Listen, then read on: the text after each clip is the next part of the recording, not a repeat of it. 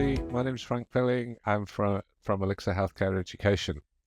Today I want to talk about webinars or online meetings. We've all done these. Sometimes we do them well, sometimes we do them badly.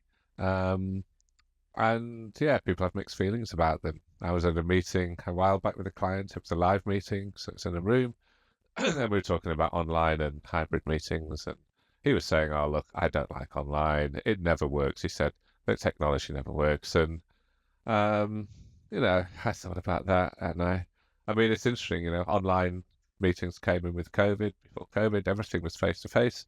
There was almost obviously WebEx and Teams and all the rest of it has been around forever. Well, not Teams, but WebEx has been around. I mean, I remember that 25 years ago, WebEx was around, but whenever anyone tried it, had a bad experience. It didn't work well. Issues with bandwidth, with camera, with audio, it just didn't work. So people sort of didn't. It never really took off. And of course, during COVID, we had no choice. We were all locked down. No one could get out. So we all upskilled fairly quickly. And before you know it, everyone had all their technology sorted, and meetings were online. That would be face-to-face educational meetings, advisory boards went online, and various other meetings. I think that went on for a year, 2 years.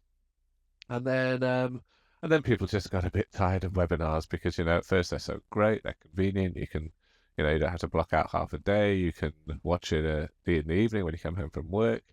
And that was great, and it still is great. But of course, people get sick of it, and it's very, what would you say, two-dimensional experience, easy to disengage, easy to be distracted. You come home from work and you're a bit tired, and, the kids need bathing, and something distracts you, and suddenly you've missed the webinar. Whereas if you have a planned event where you're going out to a restaurant or somewhere, then you'll probably make that. So there's that. And then, of course, Australia started opening up, and we went back to face-to-face, which was great. Done with the webinars. But, webinars are still useful. What then happened was that people started doing hybrid meetings. So in other words, basically a face-to-face meeting, which at the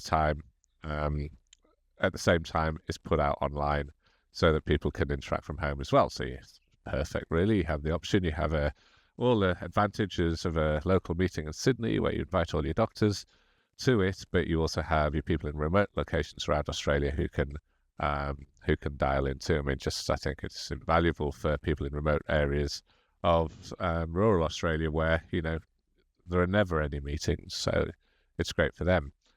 Anyway, back to our client who is really not excited at all about hybrid meetings or webinars, and he said they always go wrong. And I was like, well, how are you doing it? Because they don't need to go wrong. So what was he doing? And it was interesting because I got the video of this webinar that he had done where he said it went badly, and he was right. It was awful. I mean, everything about it was wrong. He didn't have, he had a laptop to capture the speaker, to present slides on, and to capture the audio.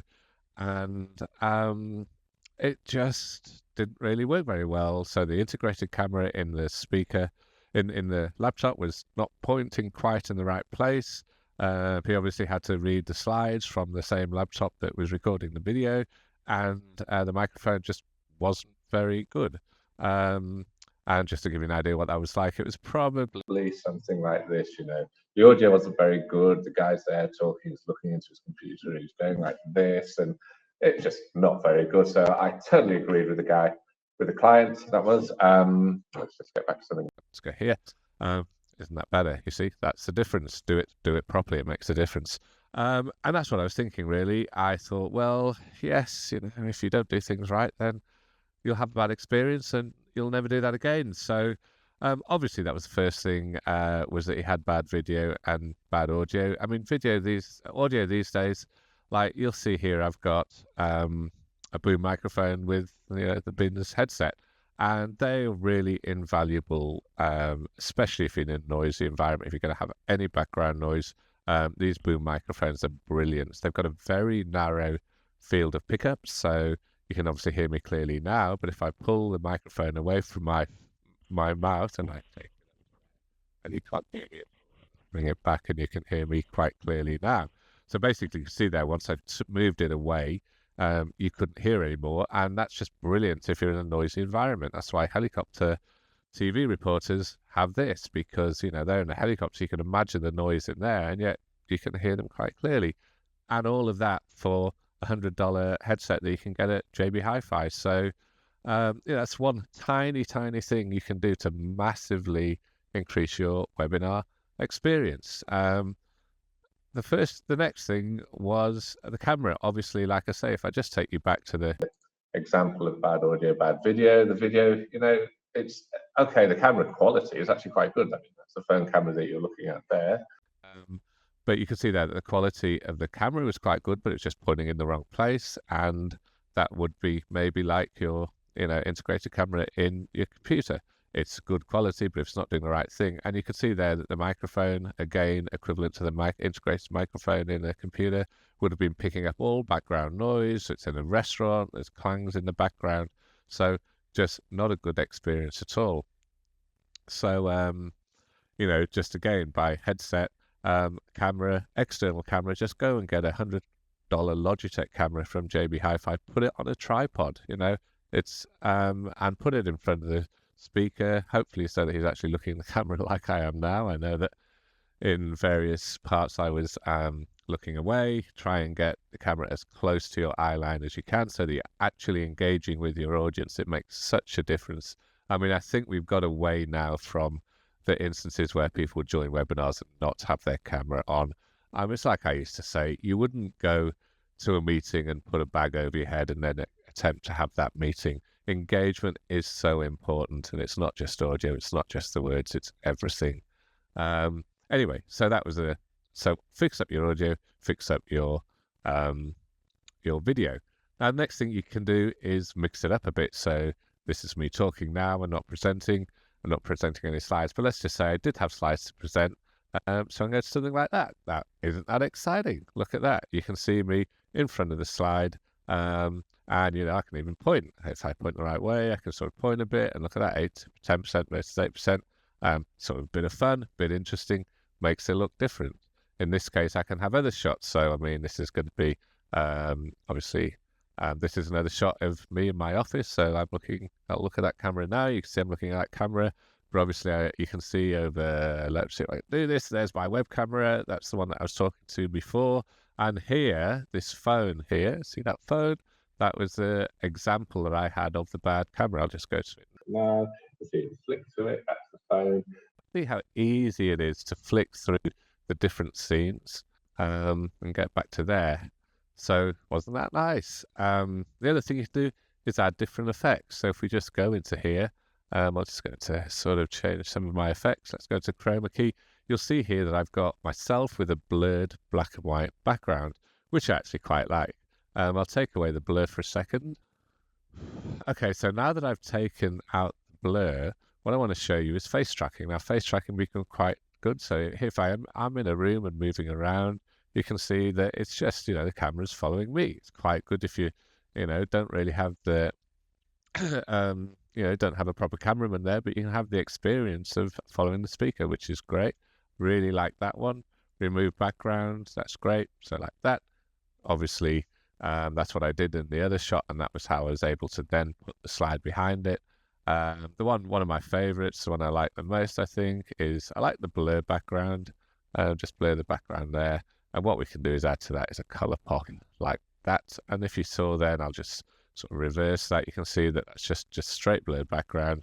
You can see if I reverse that, if I turn color pop on, then you have a black and white background, and it just lifts me out of the screen, so I can see and hear you, and I'm very clear to you. I think just quite like that. So that's one of my favorites. So that is basically what you can do around having a webinar. Those were a few very simple things with using a cheap camera. Doesn't have to be too expensive. A cheap headset. Always the biggest challenge with a webinar is it doesn't matter how good you are. If you've got a doctor presenting from home, then they are obviously, you're limited by their technology, by their camera, by their headsets. So what we do is we do tech checks with the doctors, and we encourage them to, if their audio is awful, we say, you can go to JB Hi-Fi, And you can buy $100 headset like this, and it'll just be so much better.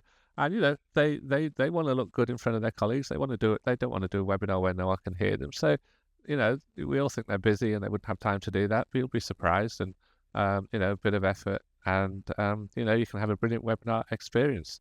Okay, so that's about it. Everything you just saw has been done in real time. There's been no post-production, no video editing, no enhancement, no adding of effects, etc., etc. All of which we can do, and it's something I might talk about in another video.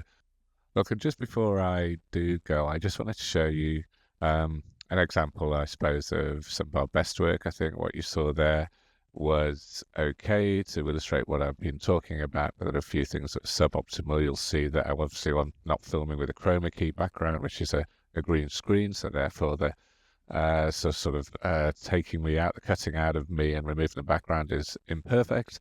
We can, of course, film in much better settings, studio settings, to make that perfect. And I think you'll see in this next example here, this is actually, well, first of all, what I'll show is this presenter presenting the actual meeting. Just a few points to make here. You can see she's wearing a headset microphone, as I've been talking about. There's actually a breakfast meeting, and you'll see there's a lot of clanking, a lot of background noise, but you'll see absolutely none comes through.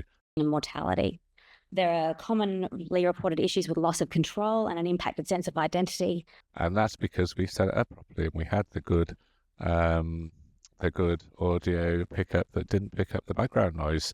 We also did a separate shoot because you can see that's what you get for a live symposium. If you do want a studio setting, you might want a green screen, you might want to remove the background, then you can do something like this. You can see here that it's the same presenter presenting the same content, but this time she's in a studio setting. It was actually a room in a convention center, so we basically went along with all the equipment, with the green screen, with all the cameras, with the lighting, etc., and set up the studio. And as you can see there, we can then perfectly remove the background, and in that instance, the speaker can sit on top of the slide or in front of it, and that looks quite nice. I mean, the audio for that is better.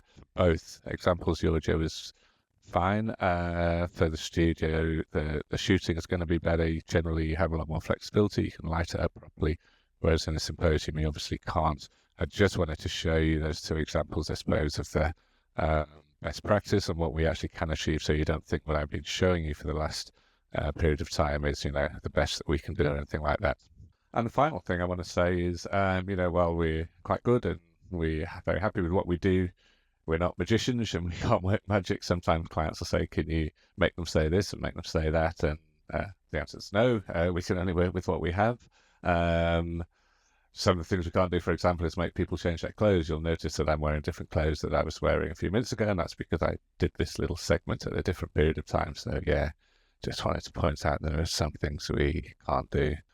So for now, that's about it. If you are interested, please do smash the subscribe button, hit the like button, get in touch. My name's Frank. It's frank@elixir.net.au, 0416 251 343.